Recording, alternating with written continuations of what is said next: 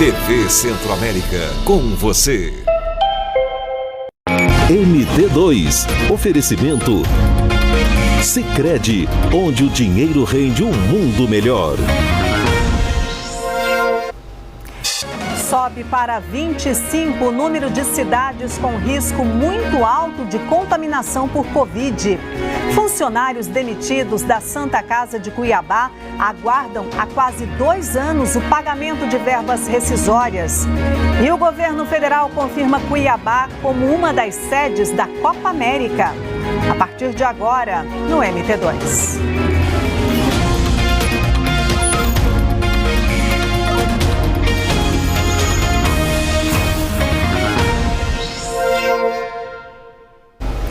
Olá, boa noite.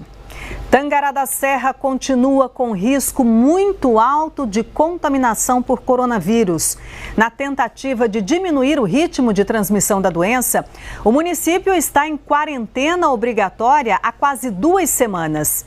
O mês de maio registrou o maior número de mortes pela doença.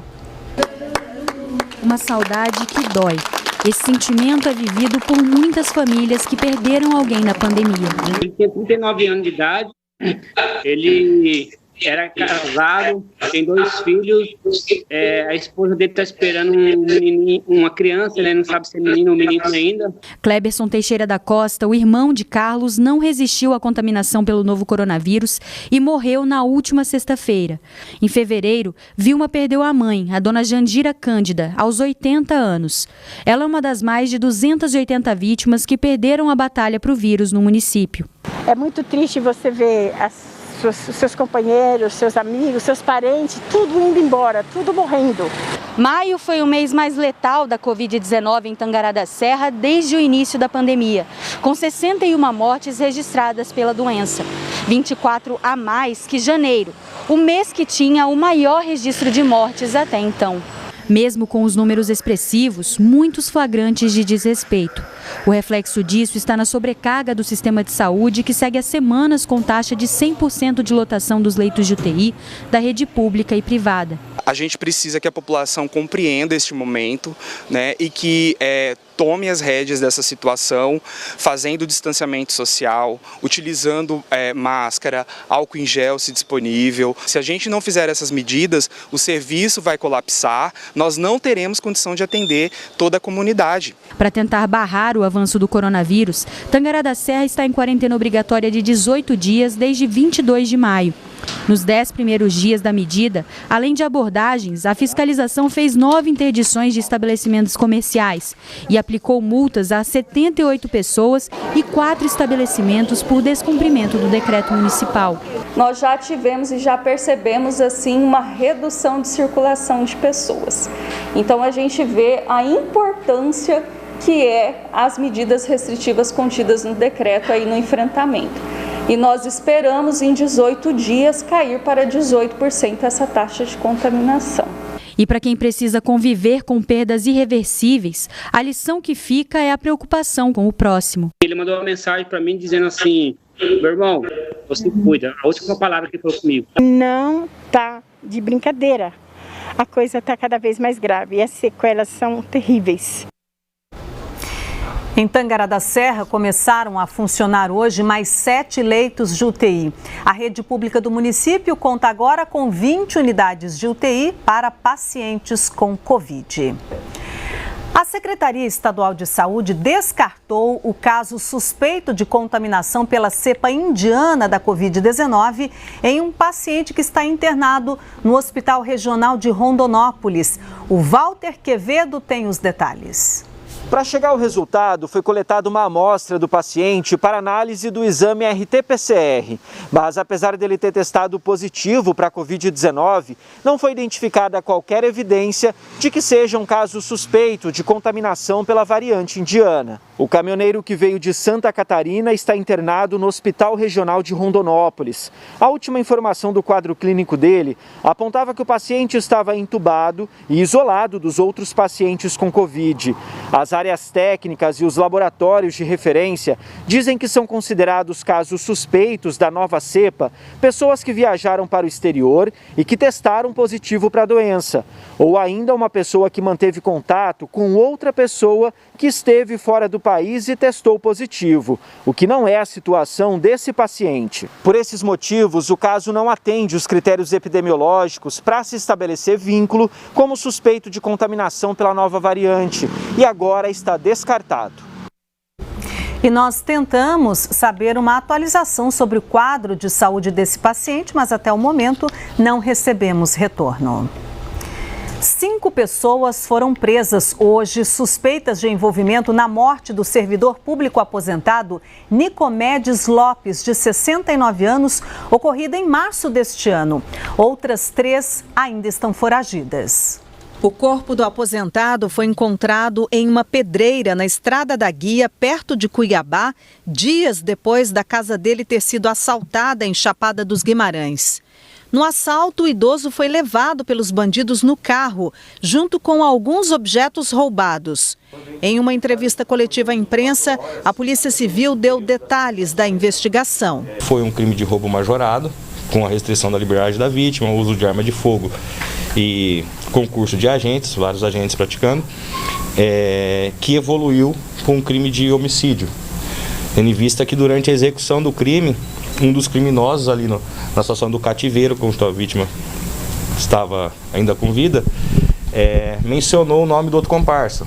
E esse comparsa, que teve o nome declinado ali, ele já havia prestado serviço de pedreiro para a vítima. Então ele ficou assombrado com medo de ser identificado e uma possível prisão pelo crime de roubo. Então a partir dali que surgiu a ideia e que evoluiu para um crime de homicídio qualificado, com o fim de garantir a impunidade do crime de roubo majorado. A seguir, a gente mostra um balanço da campanha de vacinação contra a Covid em Cuiabá e Várzea Grande.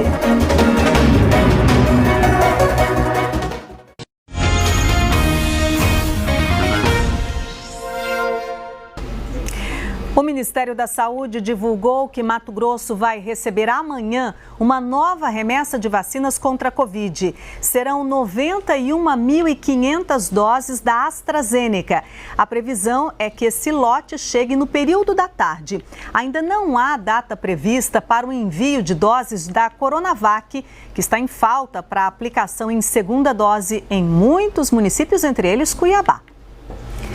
Primavera do Leste deve encerrar a vacinação contra a Covid em primeira dose de mais um grupo prioritário e vai iniciar a imunização dos profissionais da educação.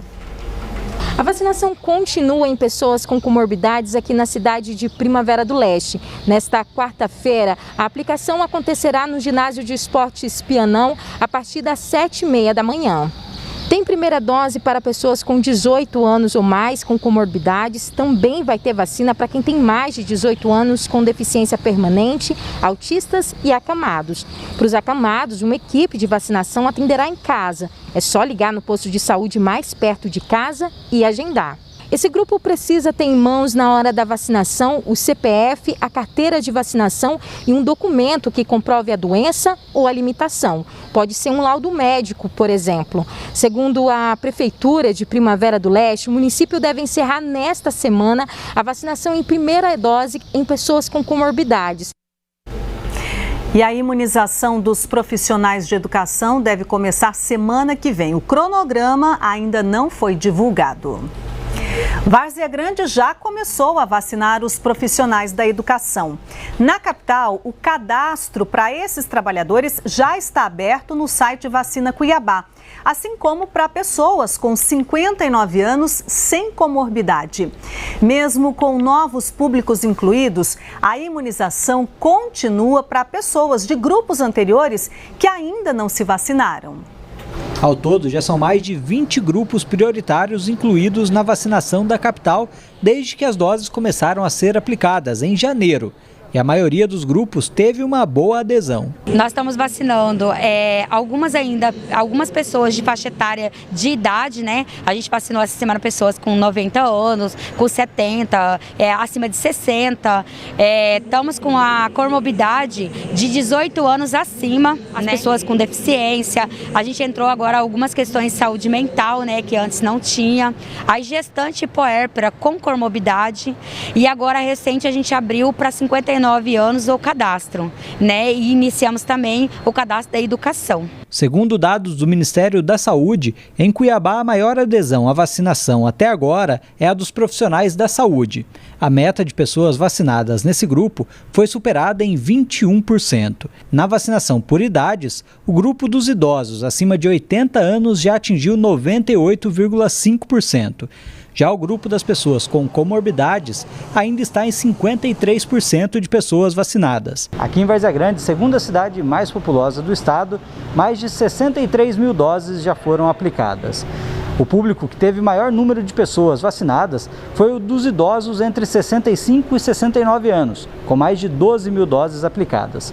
Para aqueles públicos que já deveriam ter sido vacinados e ainda não receberam nenhuma dose, a Prefeitura está fazendo um incentivo para que elas venham até os locais de vacinação, mesmo sem o agendamento online. Corujinha, ele acontece todas as terças-feiras. Nós estamos exatamente abertos aqui, das 15 às 20 horas, para quem tem mais de 60 anos. Ele não precisa estar cadastrado, basta ele trazer o documento que comprove a sua identidade, o cartão do SUS, se não tiver, não traga, será visto aqui, e comprovante de endereço. Aqui ele será cadastrado, validado e vacinado com a primeira dose. No grupo dos profissionais de saúde, quase 11 mil pessoas foram vacinadas. Entre os trabalhadores da educação, 4 mil pessoas tomaram pelo menos uma dose. E 4.850 moradores com comorbidades também já foram vacinados. Para o secretário de Saúde, a adesão da população à vacinação está boa. Essa pandemia, ela causa uma ansiedade e um medo cruel. Pasmem, até os negacionistas, eles também vacinam, ainda que escondido, mas vacinam. Eles querem viver e o governo precisa garantir esta campanha de vacinação. E vamos ver agora os dados atualizados sobre a pandemia, segundo o painel da Secretaria Estadual de Saúde. O total, desde o começo da pandemia, passou de 409.300 casos. Nas últimas 24 horas, foram registrados 1.858 novos registros da doença. Mais de 384.500 pessoas tiveram Covid e já se recuperaram. Hoje, em Mato Grosso, mais de 12 mil pessoas estão fazendo tratamento em casa. 1.676 pacientes estão internados e 10.984 pessoas morreram de Covid em Mato Grosso. Foram 38 óbitos a mais em comparação com o boletim de ontem. A taxa de ocupação de leitos nas UTIs na rede pública está em pouco mais de 91%. Hoje são 47 leitos pelo SUS disponíveis em hospitais aqui no estado. Agora a gente mostra a média móvel de casos em Mato Grosso, segundo o Ministério da Saúde. Por essa última atualização, o estado tem registrado média diária de 1.628 casos nos últimos 14 dias, aumento de 22% em comparação com os 14 dias anteriores. Média móvel de óbitos, também com dados do Ministério da Saúde, hoje está em 33 mortes diárias, uma queda de 17,74% nos últimos 14 dias. E a Secretaria Estadual de Saúde atualizou há pouco a classificação de risco dos municípios em relação à Covid. Os dados mostram um agravamento da pandemia aqui no estado. Na semana passada, eram 18 municípios com risco muito alto de contaminação. O número subiu para 25 cidades nessa situação mais crítica. Confira a lista.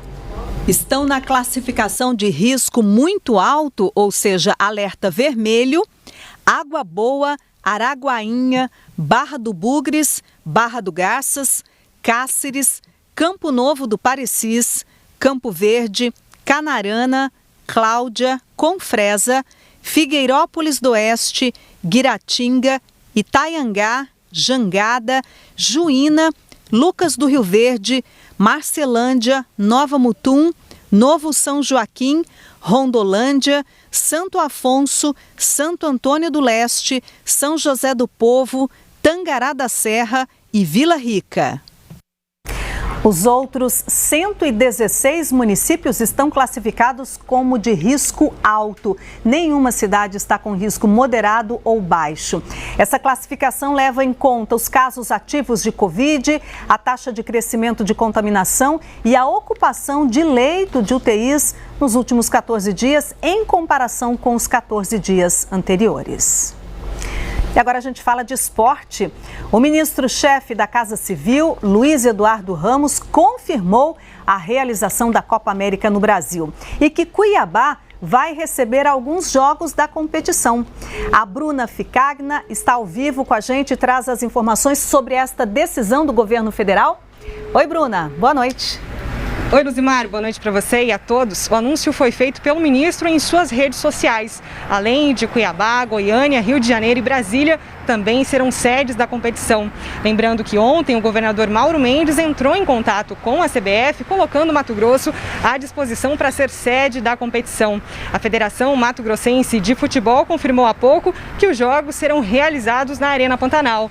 Após a decisão, nós conversamos com o secretário estadual de Esporte, Cultura e Lazer, Alberto Machado, que disse que ainda não foi informado da decisão. Ele nos informou que aguarda uma comunicação da CBF e da Conmebol, entidade que organiza a competição. A tabela ainda não foi divulgada. A Copa América está prevista para acontecer entre 13 de junho e 10 de julho, sem a presença de público. Luzimar. Muito obrigada pelas informações, Bruna. E a seguir, como está a situação trabalhista dos funcionários demitidos da antiga Santa Casa de Cuiabá há 2 anos.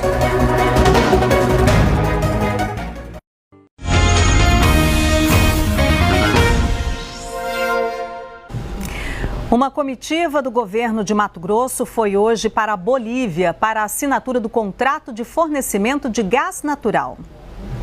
Pelo contrato, a petrolífera estatal boliviana se compromete a fornecer gás pelo período de 5 anos, prorrogável por mais 5. Ele começa a valer a partir de 1º de janeiro de 2022. O produto virá pelo gasoduto Bolívia-Brasil, um acordo que esperou muitos anos para ser fechado. Estabelecemos um compromisso firme de compra e de venda de gás natural para o estado de Mato Grosso.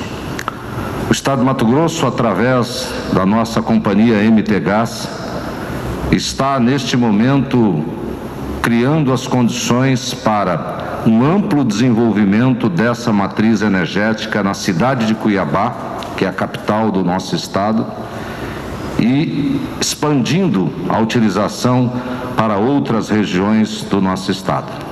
Quem assinou o acordo com a estatal boliviana foi o presidente da MT Gás, Rafael Reis. Esse contrato permite que Mato Grosso receba até 3,5 milhões de metros cúbicos de gás natural ao mês durante o ano de 2022 e nos anos seguintes pode chegar até 6,5 milhões de metros cúbicos até 2027. Muito importante para a MT Gás a formalização desse contrato firme, pois nos dá a possibilidade e segurança nos investimentos que estão por vir no estado do Mato Grosso. Antes da viagem, na manhã desta terça, Mauro Mendes precisou passar o governo ao presidente da Assembleia, Maxi Russi. Como o vice Otaviano Pivetta também estava na comitiva que iria para a Bolívia, o cargo no governo não poderia ficar vago. Nesse único dia de mandato, o governador interino tem muito pouco tempo para fazer alguma coisa. Mas ainda assim, ele anunciou que vai sancionar uma lei que foi aprovada aqui na Assembleia, que cria a Delegacia Especializada em Roubo de Carga. O projeto de lei é dele mesmo. Hoje nós temos uma dificuldade, infelizmente tem roubo de muitas cargas, seguro altíssimo de cargas, nós vamos sancionar para nós ter uma especializada. Assim como tem a fazendária de corrupção, vai ter uma especializada para roubo de cargas. Na região sudeste, vereadores que compõem as comissões de saúde se reuniram para discutir a crise sanitária. Eles cobram do governo do estado mais estrutura para a saúde pública. O primeiro encontro de políticas de saúde da região Sudeste foi realizado na Câmara Municipal de Rondonópolis. Participaram do evento vereadores que representam as comissões de saúde de 18 municípios da região, também técnicos do Escritório Regional de Saúde e o secretário de Saúde de Rondonópolis. A ideia do encontro é que as cidades que dividem o mesmo sistema de saúde, as mesmas vagas de internações, também compartilhem um discurso único, buscando recursos junto ao governo do estado. Estamos vendo a nossa população da região Sudeste muito grande e não houve investimento na área da saúde, proporcionalmente ao número de habitantes. Uma carta aberta com reivindicações será entregue ao governador Mauro Mendes na semana que vem. Entre os principais pedidos de mais recursos estão melhorias no Hospital Regional de Rondonópolis. E em meio à pandemia, vereadores de cidades menores estão preocupados com o ritmo da vacinação contra a Covid-19. A gente vai ver se soma forças para estar cobrando do governo do estado, das autoridades, que tome providência em relação à chegada de mais insumos e mais vacina para estar imunizando a nossa comunidade. Os mais de 800 funcionários que foram demitidos da Santa Casa de Cuiabá na gestão anterior continuam sem receber as verbas rescisórias. A situação se arrasta há 2 anos. O André Luiz trabalhou na Santa Casa durante 18 anos como auxiliar administrativo. Há 2, aguarda receber os direitos trabalhistas. Muito de nós passou fome. Com a pandemia piorou de vez, né? O Marcelo foi técnico administrativo por 5 anos no hospital e também espera pelas verbas rescisórias. Quando eu fui demitido, eu recebi só os 7 meses de salário somente. Os tributos e os impostos trabalhistas ficaram tudo para trás. Assim como André e Marcelo, outros 853 ex-funcionários estão sem previsão de quando vão receber e muitos continuam desempregados. Foram prometido uma contratação para ele e eles não ficaram. Desses 450 funcionários da enfermagem, temos somente acho que uns 10 atuando aí dentro. Não receberam as verbas rescisórias, o FGTS, a multa. O sindicato está atuando numa negociação insistente junto ao Tribunal do Trabalho aqui de Mato Grosso para ver se a gente consegue entrar num consenso com o Estado, né, que fez a requisição administrativa, e também com os gestores da Santa Casa. O governo do estado assumiu a gestão da Santa Casa em maio de 2019 por um período inicial de 30 meses após o hospital fechar por causa de uma crise financeira. Na época, os funcionários estavam há mais de 7 meses sem receber salário. Para resolver o problema, após várias audiências, a Justiça do Trabalho homologou um acordo para o pagamento dos atrasos. O governo fez a transferência de quase 11 milhões de reais. As articulações envolveram ainda a Assembleia Legislativa, que destinou 3 milhões e meio de reais do 12º. Apesar do acordo, ficaram pendentes os direitos trabalhistas. A responsabilidade pelo pagamento é da Sociedade Beneficente Santa Casa da Misericórdia. Acontece que hoje o Estado ocupa aquele que é o maior patrimônio dessa entidade devedora, que é o hospital, as instalações físicas com todos os equipamentos que estão lá dentro, e por essa razão não há como pensar na solução dos mais de 800 processos que estão em trâmite aqui na Justiça do Trabalho sem o envolvimento do Estado de Mato Grosso. No mês de outubro, vence o período das antecipações das parcelas do governo do estado referentes ao aluguel do prédio e também dos equipamentos. A preocupação é o que vai acontecer depois desse prazo, já que são várias possibilidades. Pode ser que o governo do estado continue administrando o hospital. Pode ser ainda que a gestão volte para a Irmandade Santa Casa, como era antes, ou ainda que vá a leilão.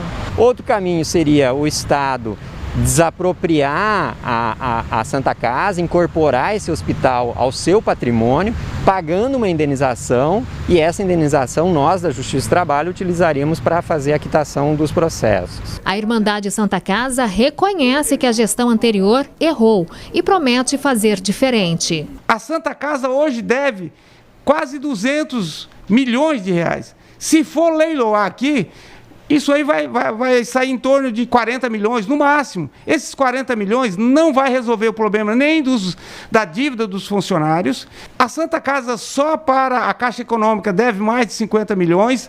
Tem os médicos para receber, tem fornecedores para receber, tem advogados para receber. Então, se isso aqui for a leilão, não vai resolver nada. Esperamos que o governo do estado se posicione, uma vez que a aquisição que ele fez, essa requisição administrativa está terminando. Se ele for continuar, que a gente tenha uma solução para verbas rescisórias. Se não for continuar, a gente espera, juntamente com quem hora for ficar, conseguir achar uma solução. O TRT informou que vai começar uma rodada de reuniões com representantes do governo e da Santa Casa a partir do dia 26 de junho. E a gente encerra com um final feliz da macaca Chicó, depois de viver em cativeiro por 10 anos numa fazenda. Ela passa por reabilitação no Hospital Veterinário da UFMT de Sinop e vai ser reinserida na natureza. Chicó é uma macaca-aranha da testa branca. Ela cresceu sofrendo maus tratos, mas agora está em tratamento para reaprender a se comportar livremente e a conviver com outros animais. Na fazenda em que foi resgatada, era obrigada a ingerir bebida alcoólica e fumar narguile, além de outros abusos que a fizeram ter comportamento semelhante ao dos humanos. Começar a resgatar nela comportamentos da espécie.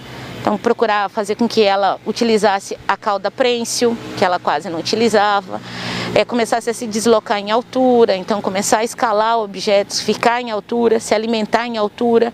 Assim que a reabilitação da macaca Chicó for concluída, ela será transferida para o Parque Zoobotânico Vale, que fica no Pará. A previsão é que ela chegue à nova casa ainda nesse mês de junho, com o apoio da SEMA, Secretaria Estadual de Meio Ambiente, que fará o transporte do animal. A gente tem agora grandes esperanças que esse sucesso perdure quando começar a socialização com os outros indivíduos, que com os humanos ela socializa muito bem. Eu espero que essa empatia, essa simpatia também fique entre os iguais. A transferência da Chicó está prevista para o próximo dia 9. O MT2 termina aqui. Uma ótima noite para você. Tchau, pessoal.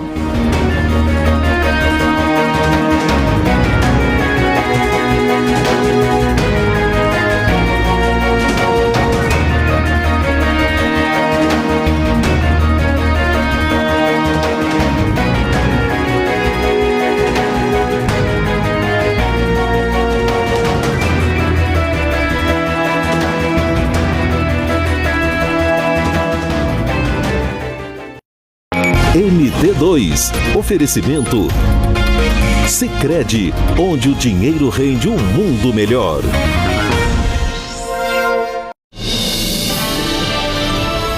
TV Centro-América, com você.